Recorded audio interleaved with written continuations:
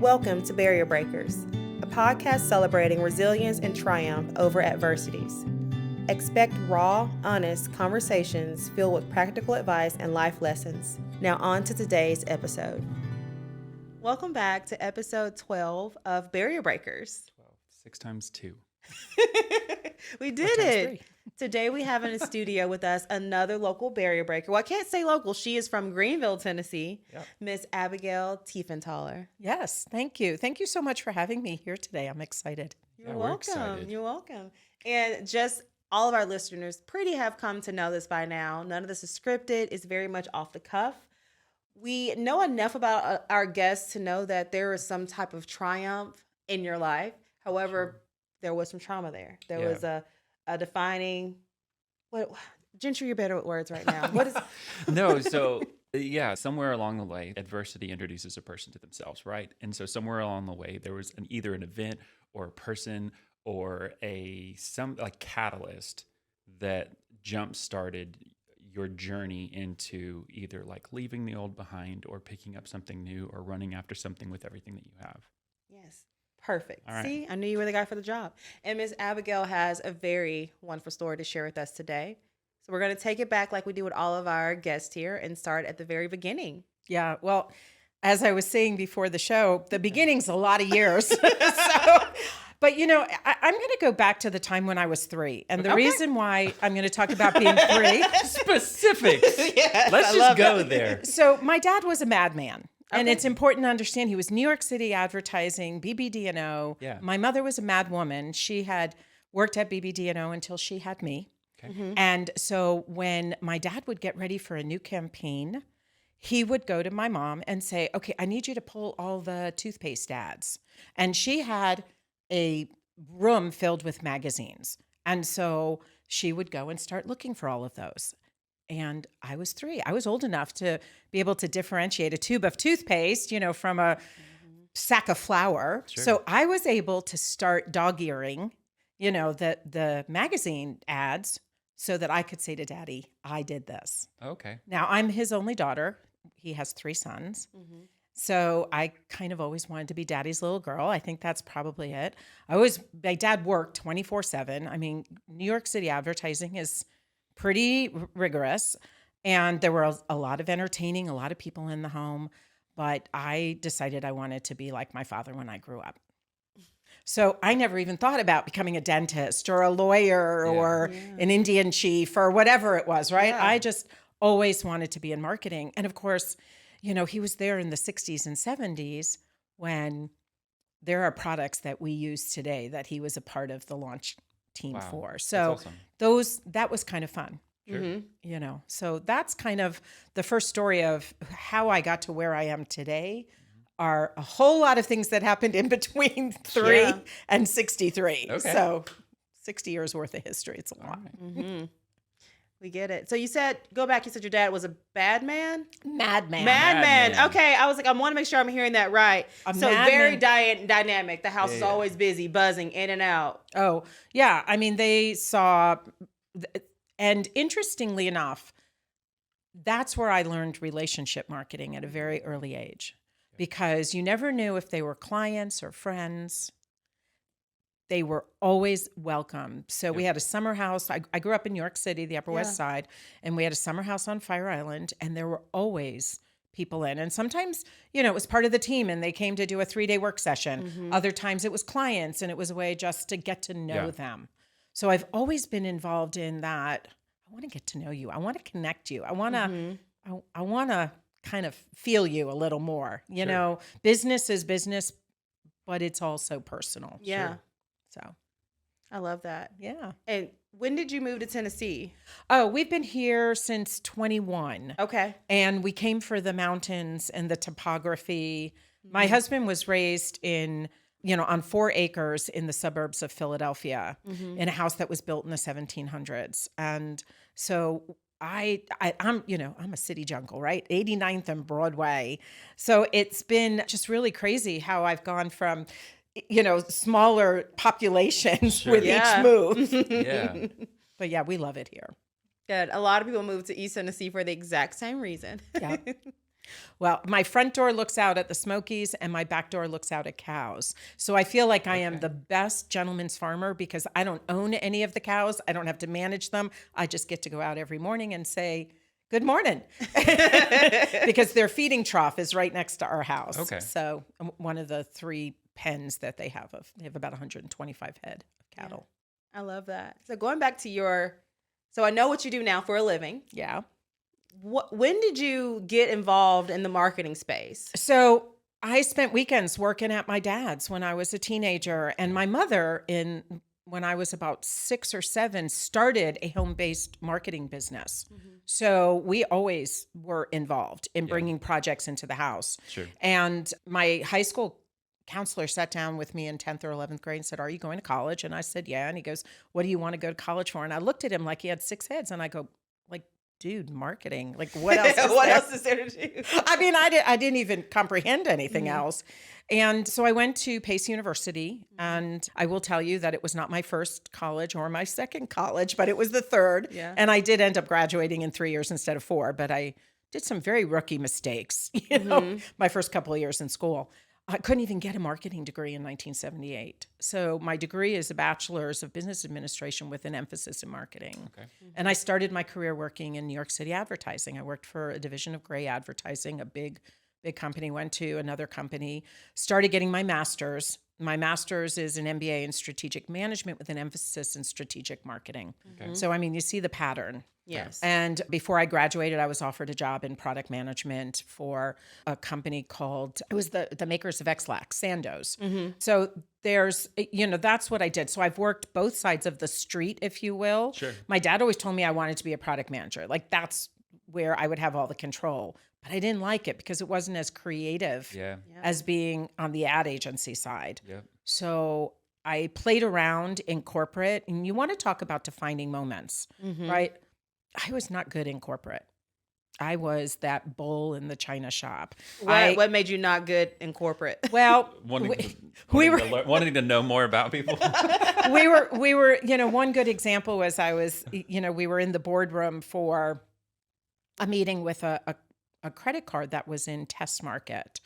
And the president of the bank was there, and along with, 15 people from the agency side and another 10 people from the bank side. And I was not at the table. I was off to the side, but somebody asked a question and I answered it. And the evil eyes that were given from everybody on my team, all the uppers. Yeah.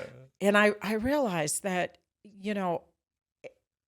it's hard to find a voice when you're, and we're going back, like, thank goodness I have 2 daughters now. They're 28 and 31. Yeah. And my 28-year-old has no problem telling people what she likes and what she doesn't, what she'll do and what she won't do. I am so impressed with this young lady.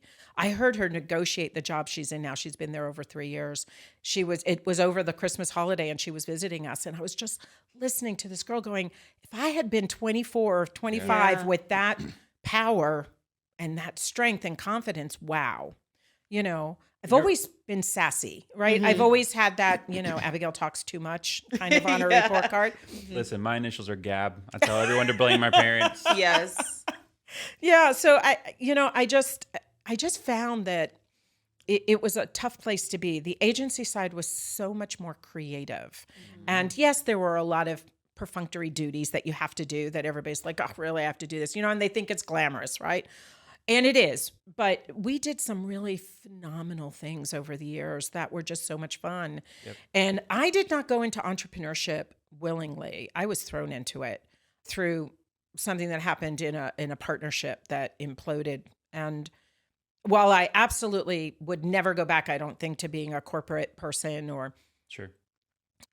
Entrepreneurship is truly, if you want control and or you think you want control that you think you have, because in reality, when you're an entrepreneur, the client is still usually right. Yes. You're still kowtowing to that. But the voice is such a critical thing to be able to have access to, and we all have one. It's just where the volume is in us. Yeah. Right. So I think over the years, the thing that has changed the most has been the amount of volume that I give to my voice. Yeah. And that feeds into the amount of risk I'm going to have with my life and the amount of confidence I'm going to show up with. So I would tell you that, realizing that I was just not a good corporate employee was a gift. Yeah. It came to me through Absolutely. some hard knocks, but it Sure. was a gift, so yeah. I love that. So we leave corporate America and we go onto this journey of entrepreneurship. Tell us a little bit about that. Yeah. So as I said, I was not, I was drugged into that one. Yeah. This was dragged and pulled by the hair and all of that. My father had known a gentleman who was looking for a partner. He had known him for years. He was a retired baseball player, and they had always been friends. And I had known him when I visited my folks in Florida. And he had said, I want to work with you. I want to work with you. And he basically wooed me for 2 years. And so my husband was trying to figure out what he wanted to do. He had been self-employed. He had worked in corporate, and we had 2 little kids. We lived in Pennsylvania. My folks lived in Florida. His parents lived in Pennsylvania, but they were going through a divorce. So it was like, this is the time to uproot and move. And this guy said I could live anywhere. So I started, and it was a 3-way partnership, and I really didn't know the third partner. So shame on me. But I kind of went into it very blindly with, life is always going to turn out the way it's supposed to, and I'm just going to go in and seize Give the it your day. best, yeah. Yep. Right. That's what we do. So I was living with my folks early to get my kids in school. My oldest was starting kindergarten. My husband was still in Pennsylvania. And then I flew up to drive the truck down. We had just rented a place when his partner, the third person in our little trifecta or whatever we want to call it, he turned around, he called me and basically said, "We don't want to work with you anymore." And I was like, okay, I'm driving, like I'm in a truck with all my furniture, and we had just rented a place. We could have turned around and gone back to Pennsylvania. My job would have been there because the company I worked with, I still did some remote consulting even then. Sure. My husband was a painter and wallpaper. There were people who were asking him, would you fly up this spring and do this or whatever? And my parents sat us down, after we got back down and said, "We don't know the right place for you." I mean, this is the kind of mentors they were. "We don't know the right place for you, but we think you should give Florida 6 months." And I had given my father his biggest job of the year before, and he had always planned on giving me a percentage of the commission. And so my dad wrote us a check that basically covered 6 months worth of expenses, and because my husband was going to be starting fresh as well. Yeah. Sure. And my parents were the region managers for a company that sold promotional items, but high level, like you had to have $500,000. They were the writers and the AT&Ts of the world. Sure. And so I declared, I'm going to serve the underserved. I'm going to serve, the pool guy and the landscaper that needs 12 shirts and they're being charged $20 for them. Yeah. And I said, I can do them for $5 or $8, make a lot of money, right? And that's what I did. And I called myself the queen of the bottom feeders for a year. Okay. But the second year I did $1 million. Wow. So that was a lot of bottom feeding. Yeah. And I had clients like American Express and Alamo Rent-A-Car and Republic Services in Northeastern. I never once went in and said, "I can help you order these pens." I always went in and never gave catalogs because that's what people would do in the industry. They would go and drop off 50 catalogs and say, "Hey, when you want to order something, let me know."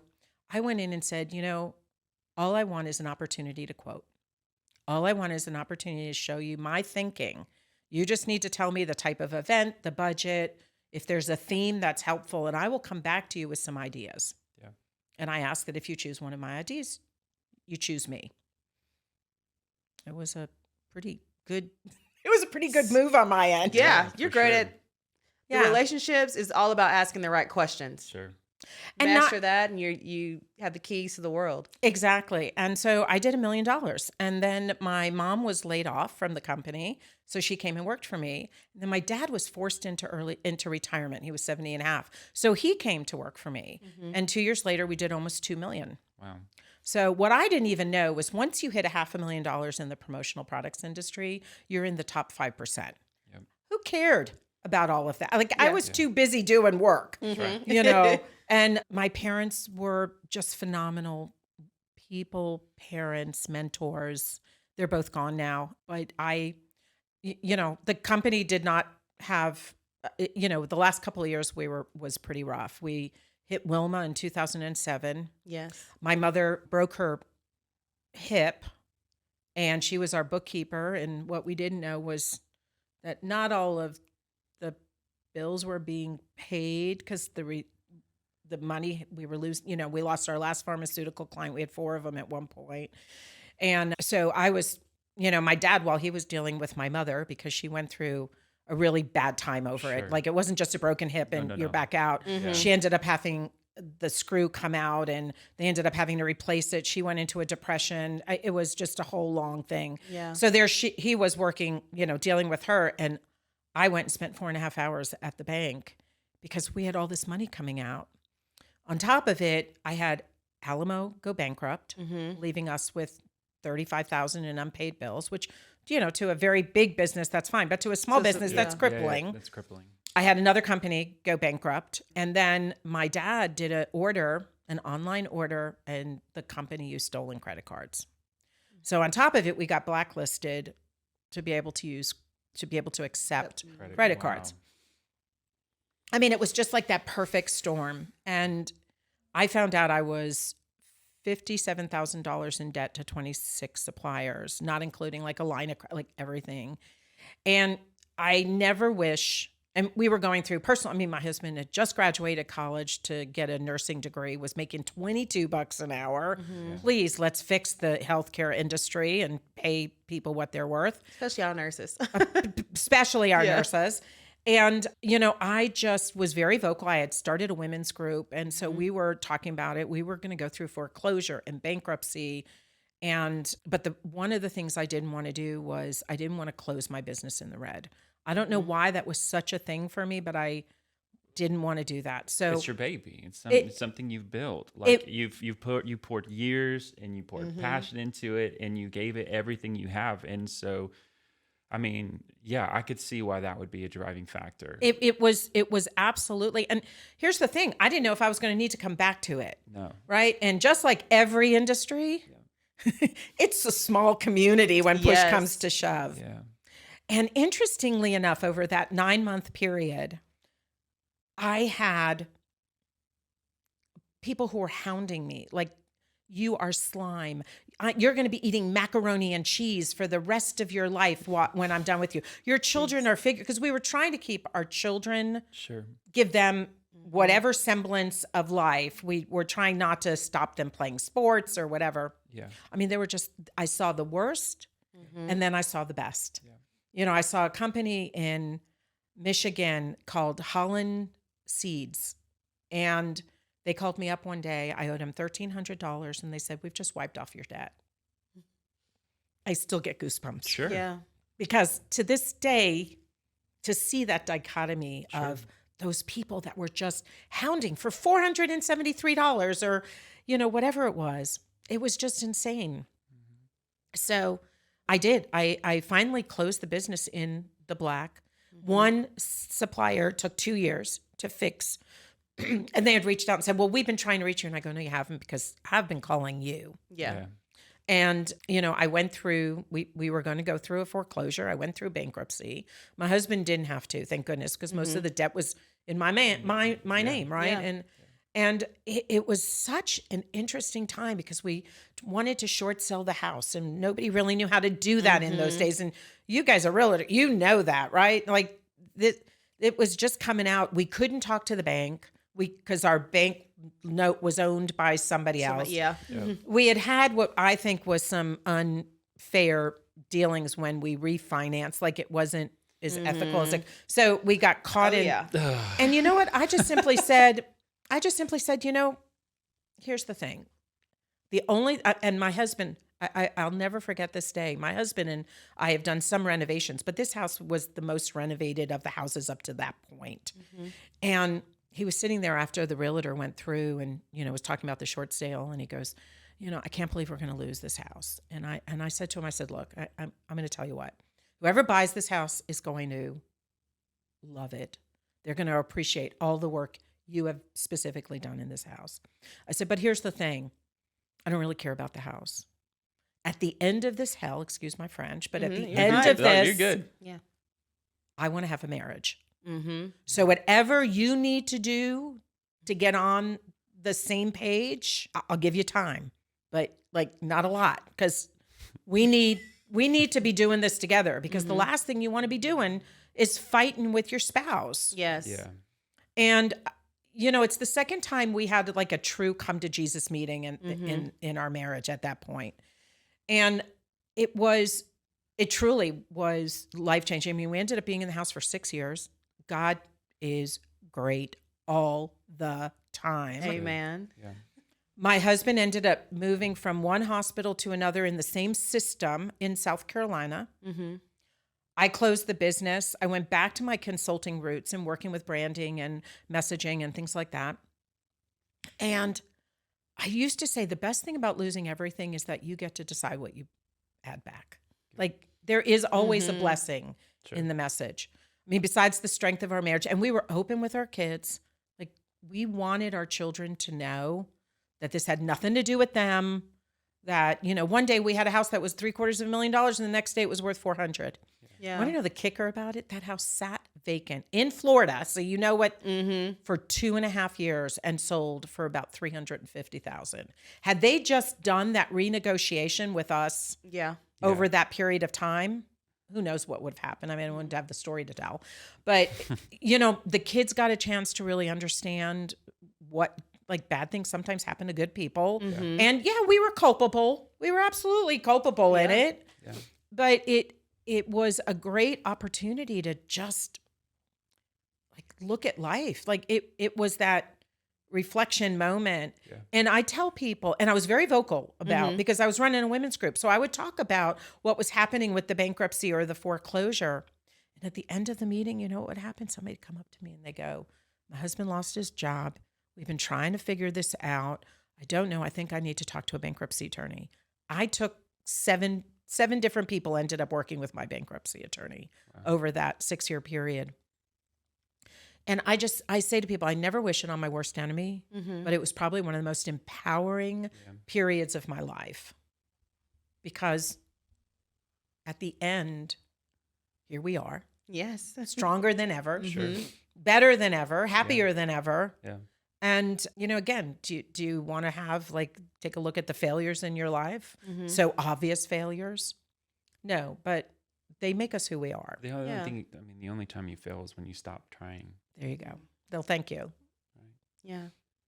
I love that. I think I don't know if I shared with you. I had a friend who her and her ex also filed bankruptcy, and hearing your story and also seeing her go through this not too long, not even 10 years ago, and where she is now, I'm like, that was hell for her. Yeah. In the middle of that was a very hard decision, knowing that you wouldn't be able to buy a house. You have these kids that depend on you, all of that. And now looking and see, all these years later, the triumph in that, it's just remarkable when you don't stop.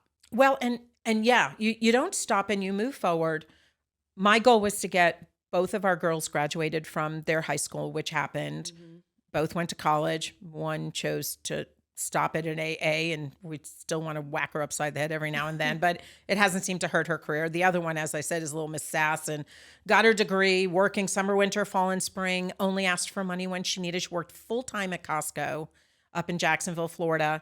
And then, just when she came out of school, she had 5 interviews, was offered 1 job on the spot, 2 wanted her to come back, 1 she didn't want, and then the other one she took. So, I mean, just they're go-getters at this age. And a lot of my friends will tell me, how do you have millennials who actually do it? I said, But it's you. Yeah. well, and it's But- my husband too. Yeah. Well, I mean, but I'm saying, but it's you. It's your parenting. It's you And as your a whole. parents. But it's shared passion. Yeah. They grew up watching you, Yeah. looking at what you do, seeing that they can be anything that they want. They can do anything that they want. That nothing is too hard, and they don't have to take no for an answer.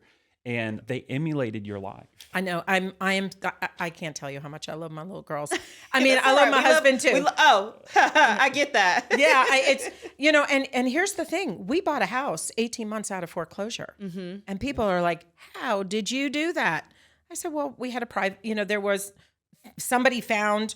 a mortgage guy found me a private investor. So yes, did we pay more than in interest rates? We did, but within 2 years they were back to regular rates. And so there's no, like, I don't know. I am not a really good victim mindset person. No. I love that. Yeah. You're not a victim of your circumstances. No, who's got time? I know. So I was talking to my husband about this the other night because we're thinking about this investment type of opportunity thing. And he mentioned something, I don't want to sacrifice that. And I was like, babe, short-term sacrifices for long-term gains. That's it right there. Yeah. But so many millennials are like, now, I want this now. And I'm like, you can't always get it now. No. Well, I mean, it's a microwave generation. Yeah. It's a microwave generation when you have crock-pot principles. Slow and simmer. Crock-pot principles in a microwave generation. And the thing is all work works, right? Like Proverbs 27, or I think it's 27. I don't know. Don't quote me on it. But it says that all labor is profitable. So all work works. You just have to let it work on you long enough to become the person that it works for. It is just really important to me. I've always been the glass is half full. And it's funny because I'm married to a man who's the glass has water in it. I don't know if it's full or empty. I'm like, depends on the contents of the glass, right? Like, I'm married to a similar man. What's in the glass? And it's so funny because we have 2 girls and one looks more like me, but has his personality 1,000%. Yeah. And the other looks more like him, but has my personality 1,000%. And we've done a lot of traveling together. Neither of my girls have children or are married. And we all value travel as an experience and adventure part of our life. Sure. And so it's the more time we travel, the more we go, yeah, that's Jim and Dad aren't going to want to do that, or Jim and Amanda aren't going to do that. And Emma and I'll go, yeah, and it's fun to be friends, number one, with your kids because they're older. But number 2, be able to be, you know what? That's who they are. Yeah. Because I will promise you, I spent the first 7 years of our marriage trying to get my husband to be more like me. Yes. As opposed to trying to really embrace who he was as an incredible man and husband and father and animal lover and hiker and just smart, so much smarter than he ever knew he was. Yeah. And it was a Bible study. I don't even know if we have in Knoxville Bible study fellowship. I did it in Florida. It's a 7-year program. It's an international program, but we were doing the Beatitudes and it was talking about being meek. And I finally, talk about light bulb moments, right? Yeah. Finally realized that my husband was not weak. Yes. My husband was meek. Meek. Yeah. And so he knew what fight to fight, where I would be like, okay, let's do it. Everything. Go there. Yeah.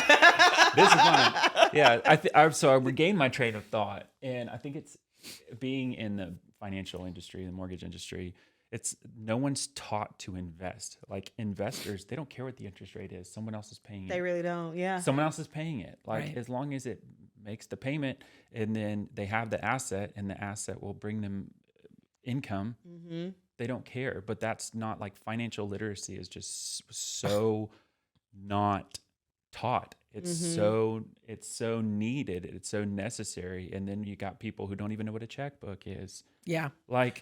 Well, and I have to be honest. I mean, again, I've been buying insurance for an awful lot of years. Sure. Yeah. Right. And we just redid my daughter's insurance. She's like, Mom, what's 1020? What's 50, 100? Not liability, uninsured motors. I sold insurance. So. Yeah. No, I mean, I know the words, sure. but I don't understand what exactly what they're it covering means. and what it means and what situations, what kicks in. exactly. Yeah. And they don't teach that. Even in economics class, I was a volunteer, a junior achievement volunteer, and I would go into the senior economics class, I guess, whatever they called it in school, and help them create a product, market a product, sell a product, close a business, right? Yeah. Do that all within a semester. But the financial literacy, I don't think our generation did a real good job of understanding it, especially women, Yes. I mean, I've managed our books for the 33 years my husband and I have been married. But at the same time, there are still things that I do that I'm not quite sure why I do them. Sure. Yeah.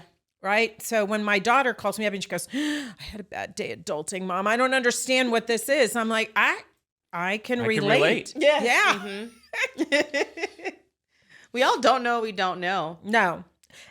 But and I guess as a marketing person, like to get back to the business side of things, as a marketing person, I understand why it's confusing to a non-marketing person. If you sell insurance, you probably understand why it's confusing to a non-insurance person, or but why did we create such tight, confusing little things in our industries to make it inside or you're outside? Yeah. Or, oh, you don't know this? You should be ashamed. How dare you not know what this means? I work with a lot of first-time home buyers, and they will come to me. I had one, you guys closed her loan in August. Agents made her feel like, you should know this. Like, how dare you? And I'm like, she's a first-time buyer. Of course she doesn't know or understand. How are they supposed to know? It's our job to educate people. How are they supposed to know? Yeah. How, or the if they're the first person to do X, Y, and Z in their families, they're not going to know. Well, even if they're the second. I mean, I didn't share my closing docs with my kids for any of the houses that we've bought over the years. Why? Why would I? I mean, that's not to say we wouldn't be transparent in financial transactions, but do they really need to know, all of this stuff? Going back to what you were saying, you got out of bankruptcy and you bought a home, and you didn't care about the end. You didn't care about the means. You cared about the end. That's the thing, is like security. People want to feel safe. They want to feel secure, and you can't feel more safe or secure unless you have your own home. No one can tell you that it's going out on the market. No one can tell you that it's going to do this. So it's really cool that the priorities, which are so, I think the values in that are so non-existent in this day and age.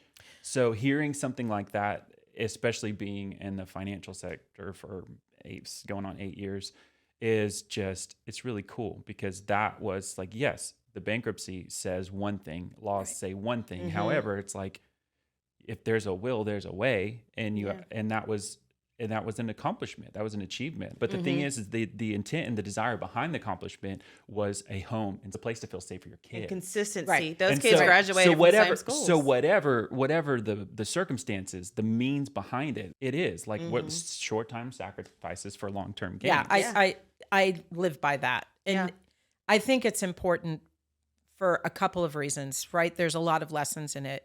Sure. One is, I was never looking at me. I was always looking at the unit, always looking at what was best for the kids. Correct. What was best for my husband. I consider him my third child sometimes. Because I was about to say that's healthy, but I don't know if I redact that but statement. I mean, I do that with love. I want to protect him like a mama cub, mama bear. That's a part of being a woman. Absolutely. I think so. Yeah. And a little bit more alpha or type A or whatever you call it. So that's one thing. I also think that part of the challenge that my kids' generation has had is that parents have wanted what's better for them, right? Because they wanted what's better for themselves. So, and they were on a little bit of a rising tide, but they never grounded their children in hardship and discipline and work. And, it costs money to buy that 85th pair of sneakers or 17th Barbie or whatever it is, right? They didn't understand the value equation. So there was no context for them. So shame on us.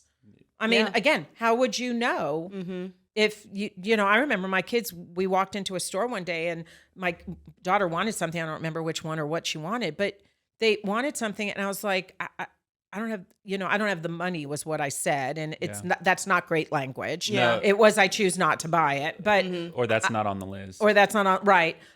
But she goes, well, you have those cards. And I was like, well, what do you think happens to those cards? Yeah. They got to get paid. Well, how do you pay them? So, I mean, it goes down a rabbit hole because so much of money now is invisible, right? Apple Pay, you just plop a card down. The reason they did that is there's been studies. I don't know what university did them, but there is an emotional attachment that you have. There is a chemical that's released in your brain when you let go of something valuable. So if you have something that you have $500, Mm-hmm. it's easier to tap down it's easier to tap your watch while you're on the phone than it is to count the value out. Oh, absolutely. And hand it over, because Mm-hmm. it's like, at that point, do you really want to let go of it? Yeah, no, I totally believe that. I absolutely believe that. And it's just, I don't know, the whole concept is just so interesting to me about parenting and building businesses and being married, and just how do we get to where we are? And I think ultimately it's don't sweat the small stuff. Like Yeah. that Yeah. was huge. Pick your battles, Mm-hmm. huger. Be okay with somebody being different, Yeah. Yes. right? Mhm. Like my husband processes things very differently than I do. Yep. Same. And there's things that I say, oh, you know what, you do this. My husband's a nurse. That's what he became. And I was very sick in 5 years. I'm coming up to my 5-year anniversary, which I'm really excited about. But I was really sick for all of 2019. I was basically a walking zombie. And there were times like I would say to my husband, I need you to be a nurse. Like, does this look weird? Yeah. Kind of thing. Or I need you to be my husband with, just tell me you love me. So, it's, but at the same time, never once thought about anything other than if God brings me to it, he's going to bring me through it. Yeah. Amen. And the faith, like, so those moments in my life where faith was what carried me, Sure. Mhm. I will tell you that they've made me who I am. Yeah. Those moments. You're right. It is that kind of valley existence, right? Everything's great at the mountaintop. Oh, absolutely. You can see for miles. It's when you're down in that valley and it's dark and cold and dreary. Yeah, I think one of the coolest things I think that I've ever heard was there's a pastor, and he said, it's yea though, Psalm 23 says, yea, though I walk through the valley of the shadow of death, I will fear no evil. And he said, well, you don't have to fear evil. I said, why? He's like, because it's a shadow. It's not a real thing. Oh, I love It's that. just a shadow. It's the shadow of death. It's Right. not the real thing. So there's no reason to fear, because you don't have to be afraid of the shadow. Right, right. No, that's brilliant. Yeah. Do you mind sharing? Because you told me what caused you that heartache for those years. Do you mind sharing what your diagnosis was? Oh yeah, my husband and I go to Croatia in 2018, and I felt like I was traveling with a 5-year-old, and I was a grandmother, 90. And when we were in Dubrovnik, our bed and breakfast was up, I don't know, 1.5 million steps. It was probably about 300, but I mean, it was a lot. Yeah. And I would go about 2 steps and stop, and he would be like, what is going on? He would want to do something, and I was 100 feet behind him, then 200 feet. We went to the pharmacy twice. I had no energy whatsoever. And so when I got back, and we usually do our annual checkup toward the end of the year, and I was talking to my doctor, and she's like, you know what, let's just do a deeper blood panel. Yeah. I was like, okay. And so she goes, you know what, we're going to do a deeper blood panel a second time, because I didn't like the first. And then she said, you know what, I'm going to refer you to a hematologist, and don't be, concerned, but it's going to say oncology at the hematologist's office as well. And yeah, he does another set of blood work and then does a bone marrow biopsy, which is not fun for the most part, but No. I've had 10 of them, so I've gotten pretty good at them. And he calls me up the Saturday after Christmas. My kids had left. I was watching Hallmark, getting those Christmas movies in before they were done for the season. My husband was sleeping because he was working that night. And he calls me up and he goes, I want to see you in my office on Tuesday, because Monday was the 1st. He said, you have leukemia. And I was like, okay, thank you so much. Hung up the phone, went back to my Hallmark movie, because I thought to myself, if I didn't process it, think about it, it wasn't real. Yeah. So my husband wakes up and he's walking down the hallway from the bedrooms. It was a ranch. And I go, oh, I talked to Dr. Wells, and he says, I have leukemia. And what my husband's comment was, I can't say here, but he was like, holy. So he goes to work that night, and he's told a bunch of people, and that was his way of processing it. Yes, Right? And thank God he sure. had that community. And I didn't really talk to anybody until the kids. I didn't do anything. And my mom had passed, but my dad was still alive. And actually, my first thought when I hung up the phone was, I need to call my mom, but she was already gone. And I said, thank God she's dead, because this would kill her. Yeah. It was just that thing. And so I was originally diagnosed with an aggressive form of leukemia. And so I went right into the hospital by that Wednesday, and they were putting me on a 21-day protocol. They did another bone marrow biopsy. Women are much better giving bone marrow biopsies than men, like not the patient, but the doctors. Yeah. Like I have a nurse practitioner at the Mayo Clinic that I will only let give me my, she has the gentlest hands. And I was up at 3:00 in the morning, and I was trying to figure out how to tell people, because we were telling them we had a New Year's open brunch, and we were trying to, and I had one woman burst into tears. Oh my God, I'm so sorry. I'm so sorry. And another woman was, you're strong, you can handle it. And I was like, yeah, I can, but I want you to feel sympathy for me. But don't bust into tears either. Yeah, so it was just funny that I figured I'd had to tell people in batches, because you didn't want all of one person, because then you got off going, well, nobody cares about me. Yeah. Or then you had the other, they care about me so much. Now I'm feeling weird. So I created this fictional place called Camp Good Blood. And I started journaling through Facebook, my Facebooks, it's a hashtag Camp Good Blood, and was just talking about my journey. I was really open about it.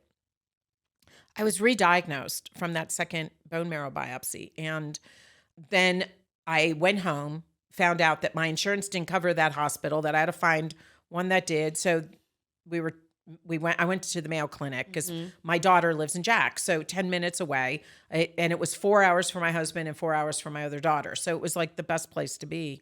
Sure. But now there were just a lot of questions. I needed a donor, because I wasn't healthy enough to be my own donor, which sometimes you can be with a bone marrow transplant. And I have 3 brothers. One is a half brother, so he wasn't even in consideration. One of my brothers, unfortunately, has been a little hard on his body. And I was like, oh, please God, don't let him be my and as much as I love him. And my younger brother, who we were never really close, he said he would go through the testing to see if he was even a match. Interestingly enough, there is a bone marrow directory. Yeah. The majority of the people are from Germany. A lot of people will get onto the directory early, but then, they've got to be retested to see if they're a match. And even though supposedly I'm German, they had done like a cursory look. So I was very happy Peter was a 10 out of 10 match. He came down to the Mayo Clinic for a week to have to go through the same rigors I had to go through to get ready for the transplant. And then they took 2 days to harvest his cells, whatever it was they do, and do their magic. And so I was in the hospital for a week before. I had 50 hours of chemo, 10 hours a day. And I, lost my hair, I lost my nails, I lost everything. Then I have the transplant. And interestingly enough, like unlike an organ transplant, it's a very uneventful thing. It's done in your hospital bed. Like they do it, and it takes about 4 hours. And then what you're doing, the most interesting thing about it is that there's a whiteboard, and every day they're giving you your vitals, and you are watching your red bloods, your white blood, your platelets, your ANC levels basically go to zero. And that's why I said I felt like The Walking Dead, because I had zero energy. Yeah. But they do that so that the blood, the donor blood cleaves. And then I had to spend I spent another 2 weeks in the hospital, and because they were waiting for 3 days in a row of the numbers starting to go up. And then you have to spend 100 days within 30 minutes of the hospital. So I stayed at a care house on the property, the Mayo property. And it was great because there was a bus that would take us to various places. And they said basically, the first week or two, you'll be there 3 times, and then you'll go to 2 times, then 1 time. Well, I was a very slow recoverer. Like I was there every day, and I was sitting in a chair for 6-8 hours because I was getting potassium and all of these things. I was rehospitalized once because I don't remember what happened. And then I ended up with hysterectomy because they thought they found cervical cancer, which they didn't, thank goodness. But, it was a very interesting thing, and it probably added another 8 weeks to my recovery. So from January until the end of September, I was in some state of nothingness. And the most interesting thing about this is what's so cool, was, I had friends and family. I had 12 different caregivers come and stay with me. So it wasn't always my husband or my daughters. And I would talk to my business partner, which we were forming the business. It was supposed to have started at the beginning of the year, and it was put on hold. And I was talking to friends, and I went to bed one night, the end of September, beginning of October, and I couldn't stop thinking. Like up until that point, my brain had pretty much been Cut off. Yeah. dude, life is good. Just like, it was like in a perpetual state of that. And my brain was going on fire. It was rapid firing. I woke up the next morning and it was doing the same thing. And so I had a conversation with my partner, Tammy, and, she said, "Oh my God, you're back." And I said, "Like, what do you mean?" She goes, "Well, you've pretty much been unintelligible the last 9 months." It's like, why didn't anybody tell me that? They go, we didn't want to hurt your feelings. But, so she started kicking in around getting the business going. And, another girlfriend of mine basically said the same thing. So I felt like I was Abigail 2.0. I was rebooted. Yeah. For all of you that live in that tech age of computers, I felt rebooted. Yeah. And it was just such an interesting feeling. But even during that, at one point, my oncologist said to me, he goes, "Is everything a negotiation with you?" And I said, "Yeah, pretty much. All the big things at least, right?" Yeah. Because when I was the first 3 months that I was getting ready for I had to get healthy enough to go through the transplant. My hematologist who was taking care of me in Aiken, he was like, "Well, you're going to go through 3 to 6 rounds." And I said, "Okay. That means I can get done in 3. He goes, "No, 3 to 6. I go, "Has somebody done it in 3? Like, how do I get there? Yeah. He goes, "Yes, but we will probably need," I said, "I give you 3 rounds." And that's how many I had. So,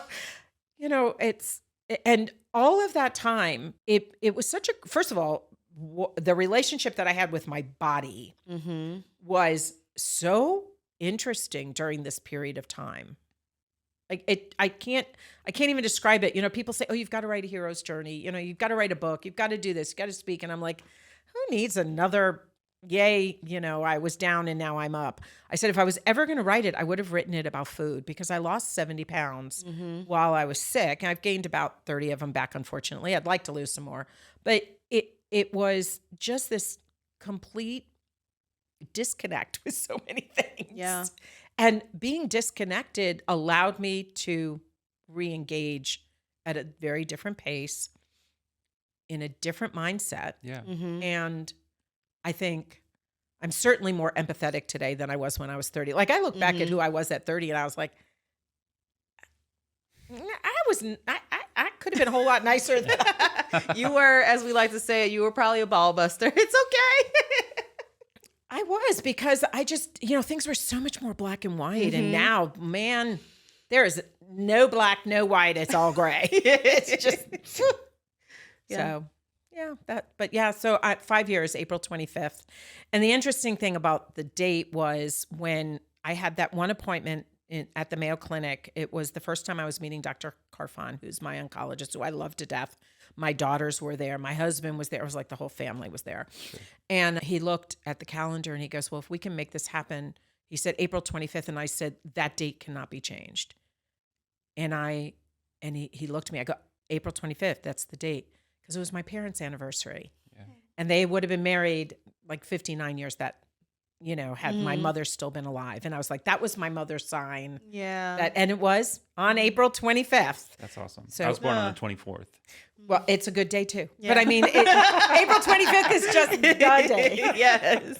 So we call it a rebirth day. Yeah. Oh, I love that. Yeah. Awesome. So when you're transplanted with that, they call it, because you've been talk about reborn, not in a Christian sense. But Yeah. Well, still. Yeah. So I have a friend who also had, I don't know if it's the same type. If it's not breast cancer, I'm very ignorant about all different types of blood cancers because, I don't know. I didn't go through that. But I have a friend, Michaela, who she got a transplant as well. And every year she has her birthday cake and she also thanks her donor as well. So Michaela, I know you're listening. I'm so happy and proud of you and congratulations on your engagement. Oh, and many blessings for continued recovery because, here's the thing, just like any organ, we can wake up the next morning and the next day is never promised, right? So that's the beautiful thing. I think foreclosure, bankruptcy, financial ruin, whatever it is, you don't have that same, this day is precious that you have when you get sick.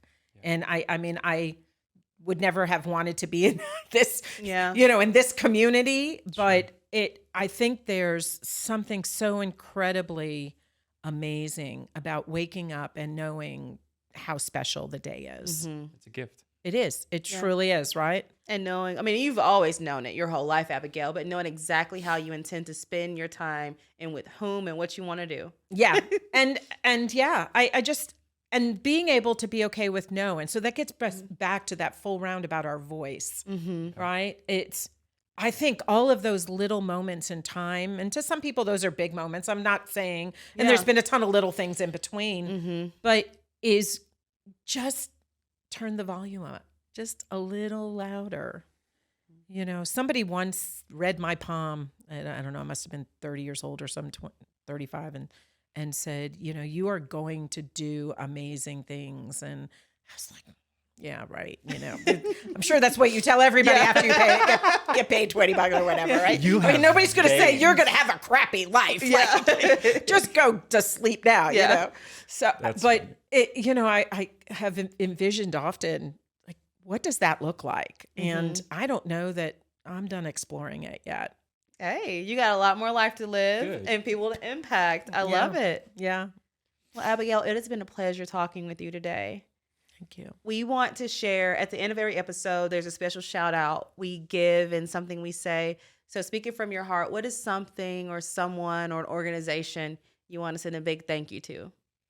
Oh, well, I mean, Dr. Carfon, I mean, his whole BMT team Sure. is an absolutely amazing. I'll tell you, one of the things that has been interesting was I've used that story now through, I'm a managing director for eWomen Network, and I run the Knoxville chapter, and it has been, they have a program, eWomen has a program called Speakonomics. And so you get up and do like a 3-minute TED Talk. And so it's supposed to be inspiring. Yeah. And so I did the talk on my transplant and like the Abigail 2.0. You know, I went like Superman pose, right? And to me, just the response of that was incredible because they see a different side of you. So I would say, yeah. And my family and people like you, people who have invited me to have a voice. Yes, I love it. Well, hey, this is just like you. We shared it earlier. I invited Gentry to have a voice when the idea, the thought of barrier breakers came into my mind, and I was like looking over the special humans I have encountered, and he just stood out in the forefront. I was like, Gentry, call him right now. What is he doing? I'll keep on the same lines. Who I'm grateful for, I will have to say, Dr. Lee in Tennessee, cancer specialist, those nurses. Yeah. One of them I didn't even know. She gave me my first treatment. I had no idea until I finished chemo. She had stage 4 breast cancer. She's still here several years now. Oh, wonderful. I had no idea what she was going through. And to see her still loving on and caring for other people, you can't, humans like that are just, I mean, goodness, you know God's real when you encounter people like that. So very grateful for their whole team over there. Yeah. It's a very interesting journey. And the BMT team at the Mayo Clinic, like that whole floor, you're isolated and you are really isolated. They do not want a lot of people in and out. It's a calling. It is a calling. Like marketing is a calling to me. Sure. Nursing is the nurses that it's a calling to. Yeah. They are angels Yes, on this absolutely. Sure. I want to give a shout out to Brittany and her team planet. because I was coming out of a really, really funky situation, and I kind of just met some people who kind of saw something in me. I've never met them before, and was just like, you've got the sauce, just go with it, just be you. And so I started being me, and I got confidence to open my mouth and speak. And at one of the meetings, and it was their reaction.